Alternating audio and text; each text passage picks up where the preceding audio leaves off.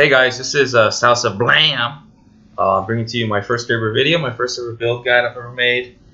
A friend of mine suggested that I make a build guide for this tune that I made. Thought it was cool, and I guess I just went for it. So it's kind of on the fly. I don't have any notes or anything. So if I repeat anything or miss something, sorry. It's the way it's gonna be. So let's go over a few of the details of my character. Very important: the name, Blood Pinor. Just only level 83 at the moment, but this is gonna change very quickly since this character has an insane clear speed.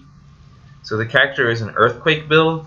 So it's a dual wield Earthquake build with a Sai offhand, and I use a Mace as a main hand. The build is a Gladiator, so it's going to try to utilize the bleed nodes of the Gladiator. So my offhand, which is a Sai, has the Vegan Crafting, causes bleeding on hit, and that also allows me to use Bloodlust along with my Earthquake. So my general setup right now is Earthquake, Restoration, Melee Physical, Added Fire, Bloodlust. So that's 1, 2, 3, 4 multipliers, and Added Fire, which basically scales off of all of that multiplication. So this is just a level, here level 3, just to show you how the build works. Everything goes boom like that. Later on in I'll run a high level map to show you that the clear speed is pretty much the same. Yeah, like they're dying. These guys are dying just from like that first initial hit of the Earthquake without even getting bleed. Yeah. So if they were bleeding, they'd take a lot more damage. Alright, let's just kill this guy. And let's get out of here. Let me bend your ear for a minute. But let's talk about the build. So it uses a mace as a primary weapon dealer, and it uses an offhand. This is a dagger, and you want specifically a Sai because you're going resolute technique. So even I thought about getting a Dragoon sword, the weapon that gives you % chance to bleed, but I don't think it's worth it. I think this is just better, and 6% chance to block, way better. And you're going to be using Reeve, faster attacks, increased area of effect, just to try to bleed everything across the screen. I'm also going to be employing a Val Reeve. Since I have a couple of AoE nodes in the tree that I'll show you later, and I'm using increased AoE with this Reeve, I basically like Reeve a whole screen away, and all of that's bleeding, so I can just go in with so I can Whirling Blade in and Fortify, and then just everything blows up with Earthquake. I'm also using a normal cast and damage taken setup with Immortal Call, and I also have Warlord's Mark. Right now I don't actually have, I'm not even using a curse. Right now I'm running Hatred and Herald of Ash. What I'm thinking about doing is to run Blasphemy Vulnerability, just because Vulnerability probably is going to give me a lot more damage than Herald of Ash in the end. But yeah, I don't have any mana problems either, so we'll see how that goes. Other things, I'm running Enduring Cry because the build has a total of 7 endurance charges that you can get. So let's go over some of the tree a little bit. It's just a very standard melee mace tree with life, a little bit of armor. Well, really just armor here. Not really speccing into armor much.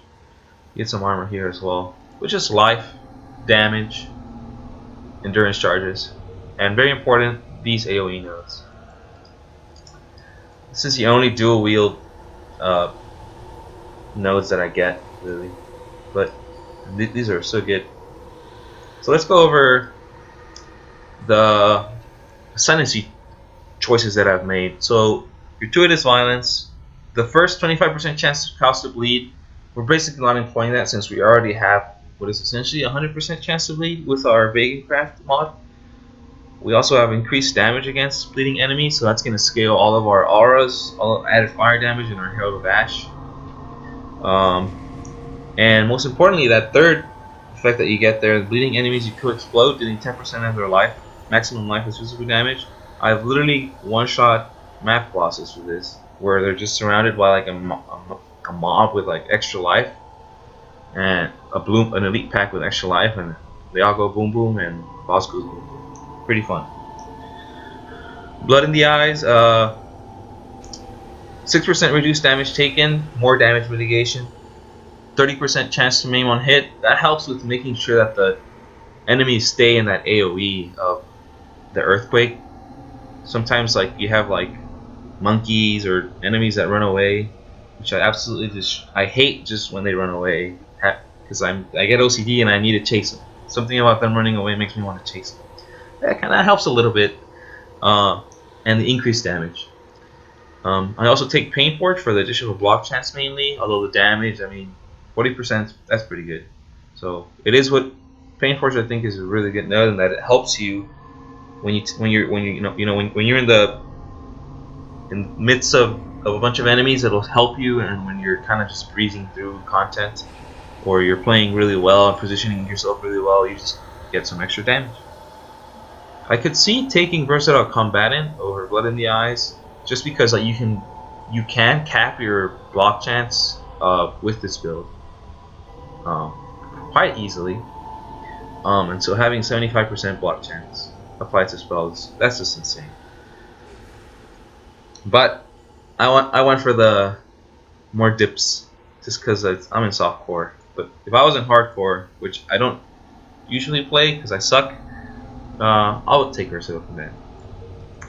So another important thing to mention is I take IR, Unwavering Stance, and Resolute Technique. And that's basically it.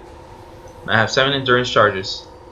I also keep a Fortify, and right now I have a Lightning Coil, so that's a lot of damage mitigation. So I decided to run Abyssus, giving you a buttload of damage, and that 41% increased physical damage taken is basically completely negated by all the amount of damage mitigation that you have, and the decent amount of armor that you have. Right now I have 7,100. If I pop my Granite Flask, oops, goes up to 14,023, and right now my flasks are really like not well set up at all, but I do have an iron skin on my on this flask right here, so let's see, basically double that. It's like 2,700, 2,600 armor. Yeah, that's pretty good, especially since I'm dual wielding. Gear, you just want to have this on your jewelry. Life resists. This ring's really good. It has some evasion, which turns into armor. This ring, well, it's alright. I think the life, if I had a good life on it, it would be a lot better. This sucks. Again, Abyssus. You can use a Belly of the Beast. You don't have to use a Lightning Coil. I happen to find one, so I'm using the Lightning Coil. If you had a 6-link, I would probably use increased AoE. That's just my choice. Weapon, you don't really care about attack speed. You just care about base damage, just because of the mechanics of Earthquake. You can only have one aftershock at a time, so you can't stack Earthquakes. So you really just want something with really high base damage. I got this weapon for like 25 chaos, which I think was a steal, but yeah, really good. For your offhand, you want to use a Sai for the block chance. All you really care about is having a really high attack speed, so I have max attack speed on the side, and having any utility you need. And you're not going to do damage with this weapon. You're going to use, you want to get like lightning, any resistances, mana leech, mana gain on kill, life gain on kill, life leech, any utility. So ideally for this weapon, actually, I have, if I remove the crafting, I have 2 prefixes and a suffix open. So I can craft the Elrion suffix for extra mods, and then I can craft the 2 level 7 Vagan mods, which give you causes bleeding on hit and extra chance to block, 2 to 5% chance to block. So right now, if I were to, I'm missing a Roomies right now. Basically, like the only kind of very important piece of gear that I'm missing is a Roomies. If I get a 30% chance to block Roomies, and I get the perfect roll on the chance to block Vagan's Craft, I could cap my block chance. So right now it's at 40, 32, if I get hit, it goes up to 40. If I get a perfect Rumi's, 70, and the Bacon Craft, 75. Also, ideally, you'd get a Taste of Hate. But yeah, you just want to make sure you have Mana Leash on one of your gear. I have it on this, on these guys. Armor on your sash. Resists, pretty straightforward. You don't really need movement speed or a high movement speed since your attack's so fast since you're dual wielding, and you can Whirling Blade since you have a dagger offhand. And yeah, that's basically the build. I'm gonna go ahead and show you guys some high level content here. Let's see what I can get out of my. I have a cells, 4 joys. Let's just do a cells. Oops. Let's just okay, run it. Equivalent. Ooh, that's a lot of damage. Alright, well, let's just run it. Everything kind of dies instantly. Oops. Let's see. So yeah, you want to Earthquake, Reeve, or sometimes just Whirling Blade through them. Through the mob to make sure that they get the bleeding proc when the aftershock hits. And then they also get the if they die, they get the gratuitous violence, and they go boom boom. Dead end.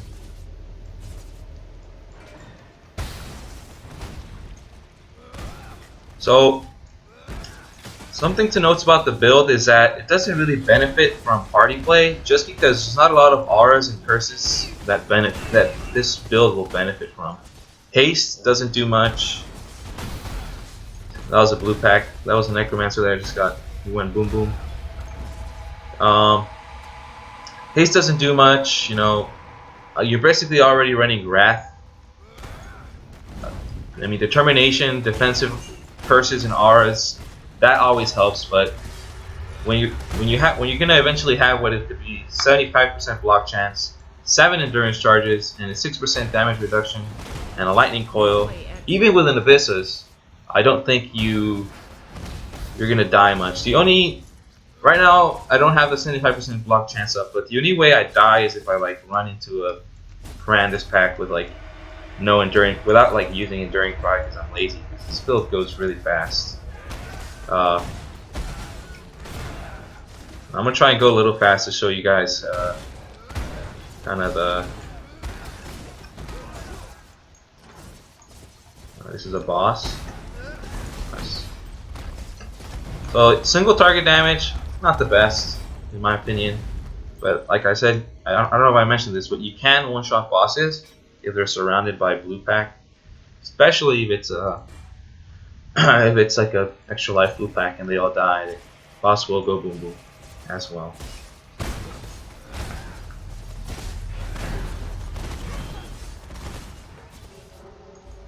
What was Aina? Well, yeah, that's the build. I'm very happy with the build. I mean, my gear, I definitely don't have cheap gear. In total, I probably have maybe like, 4 exalts worth of gear. I got really lucky.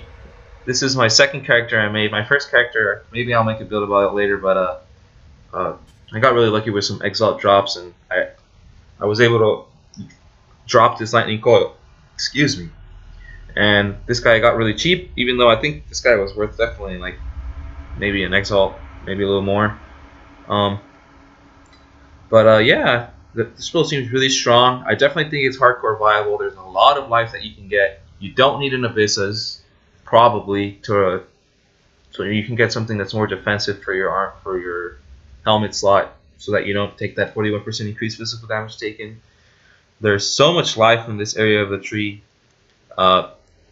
This node helps with reflect. I think this build is really safe. And the AOE, just everything dies instantly. Hopefully, I think with like a 6-link, like the whole screen or most of the screen will die. So I'm really excited to eventually get a 6-link. But for now, this build is working great. So let me know if you guys have any comments on my presentation or the build, or if you guys have any suggestions. Any feedback is definitely nice. I appreciate the feedback. And again, this is Salsa Blam. Thanks for watching, guys. Hope you guys enjoyed it. My first video, and see you in the next one.